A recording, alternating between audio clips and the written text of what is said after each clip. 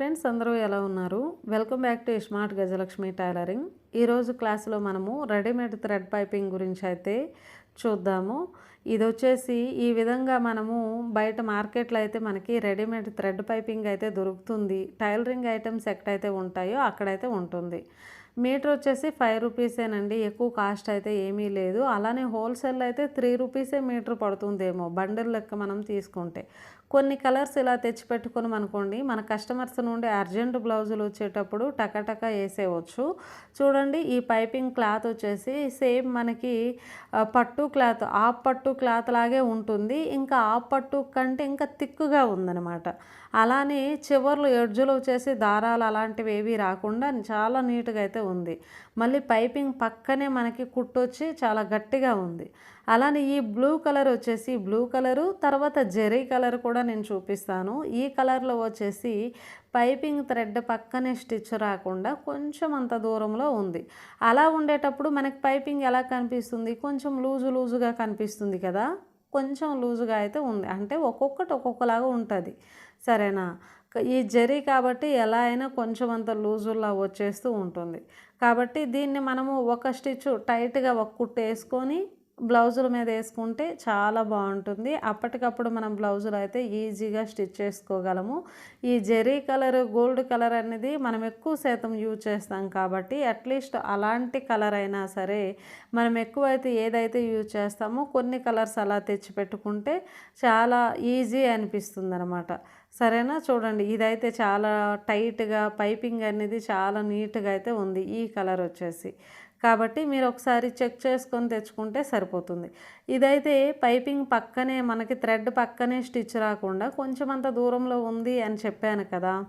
దీన్ని పక్కనే ఒక స్టిచ్ వేసేసి తర్వాత బ్లౌజులో ఏ విధంగా వేయాలో చూపిస్తాను. చూడండి, నేను డబల్ పాదంలోనే ఇలా పైపింగ్ పక్కనే మనకి స్టిచ్ వచ్చేటట్టు అయితే వేస్తున్నాను. ఇది మీకు యూజ్ఫుల్గా ఈ వీడియో ఉంటే కొంచెం ఒక లైక్ అయితే చేయండి. మీరు లైక్ చేయడం వల్ల ఎంతోమందికి మన వీడియో అయితే ఫార్వర్డ్ అవుతుంది. అలానే మన ఛానల్ని కొత్తగా మీరు వస్తే సబ్స్క్రైబ్ చేసుకోవడం మర్చిపోకండి. పక్కనే ఉన్న బెల్ ఐకాన్ని ఆల్ మోడ్లో పెట్టుకోండి. అలానే మన ఛానల్ లోపలికి వెళ్ళి ఒకసారి చూడండి, మంచి మంచి వీడియోస్ అయితే ఉన్నాయి. నచ్చితే తప్పకుండా సబ్స్క్రైబ్ అయితే చేసుకోండి. ఇప్పుడైతే బ్లౌజ్కి ఏ విధంగా పెట్టాలో చూద్దాం. చూడండి, ఇప్పుడు ఈ పైపింగ్ క్లాత్కి మనం ఒక్కటైతే అబ్జర్వ్ చేయాలి. ఒక 1/2 ఇంచు ఖర్చు మాత్రమే ఉంది. మనం ఓన్గా రెడీ చేసుకున్న పైపింగ్ థ్రెడ్ అయితే మ్యాక్సిమం 1/2 ఇంచు ఖర్చు అనేది క్లాత్ అనేది వదులుతూ ఉంటాం కదా.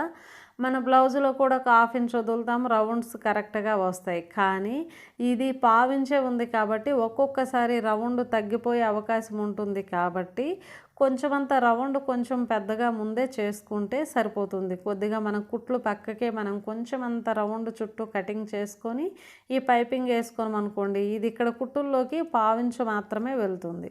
అలా కూడా ఒకసారి అయితే చెక్ చేసుకోండి. తర్వాత అక్కడక్కడ కట్లు పెట్టుకుంటే సరే అండి, చాలు, చాలా ఈజీగా అయిపోతుంది. ఇప్పుడు ఆ పైపింగ్ క్లాత్ కిందకి పెట్టేసి పైపింగ్ పక్కనే ఒక స్టిచ్ నార్మల్గా వేసేస్తాము. తర్వాత ఉల్టాలో పైపింగ్ క్లాత్ సైడ్స్ ఒక కుట్టు వేసేస్తాము, అంతే. మనకి రౌండ్లో కూడా ఎక్కడ నిల్చున్నట్టు ఏమీ లేదు, చాలా ఈజీగా వంగిపోయి చాలా నీట్గా ఉంది. అలానే సన్నగా ఉంది, చాలా నీట్ ఫినిషింగ్ కూడా వస్తుంది, చాలా బాగుంటుంది. మీరు తప్పకుండా యూజ్ చేయండి. యూజ్ చేసిన తర్వాత మీకు ఎలా అనిపించింది అనేది మీ అభిప్రాయాన్ని కామెంట్ బాక్స్లో కామెంట్ చేయండి. ఈ వీడియో నచ్చితే ఖచ్చితంగా ఒక లైక్ చేయండి, మీ ఫ్యామిలీ ఫ్రెండ్స్కి షేర్ చేయండి.